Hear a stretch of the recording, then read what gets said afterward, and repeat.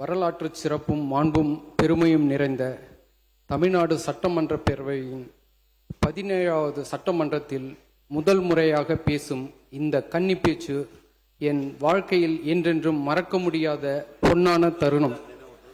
எனக்கு இந்த பெருமைக்குரிய வாய்ப்பு வழங்கிய மக்கள் இயக்கங்களை வென்று தமிழகத்தின் முதலமைச்சராக பொறுப்பேற்று அரசியலில் புரட்சி படைத்து வரும் கழக தலைவர் வெற்றி தளபதி மாண்புமிகு முதல்வர் அவர்களுக்கு எனக்கு பணிவான வணக்கத்தை மனமார்ந்த நன்றியை தெரிவித்துக் கொள்கிறேன். ஊழல் இல்லாத வெளிப்படையான நிர்வாகத்திற்கு உறுதி கொடுத்திருக்கிறார்.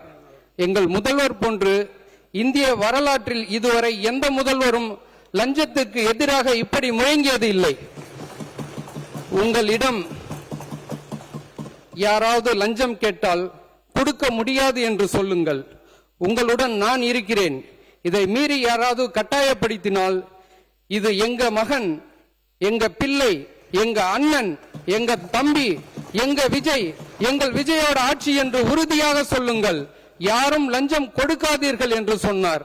இந்த தைரியம்தான் தமிழக வெற்றி கழகத்துக்கு கொண்டு வந்திருக்கும் மிகப்பெரிய ஒரு மாற்றம்.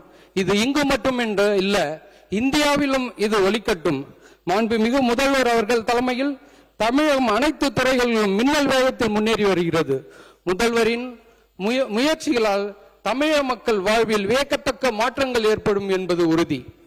நடந்து முடிந்த சட்டமன்ற தேர்தலில் சைதாப்பேட்டை தொகுதியில் மாசுவை நீக்கி சுத்தமான சுகாதாரமான சைதாப்பேட்டையை உருவாக்குவதற்கு பெருவாரியான வாக்குகள் வித்தியாசத்தில் வெற்றி பெற செய்த எனது சைதாப்பேட்டை தொகுதி மக்களுக்கு என்னுடைய பணிவான நன்றிகளை தெரிவித்துக் கொள்கிறேன்.